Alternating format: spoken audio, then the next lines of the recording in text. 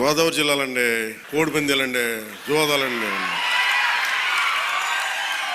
సంక్రాంతి తాలూకు అంటే సంక్రాంతి అంటే కోడిపందాలు, జూదాలు, పేకాట.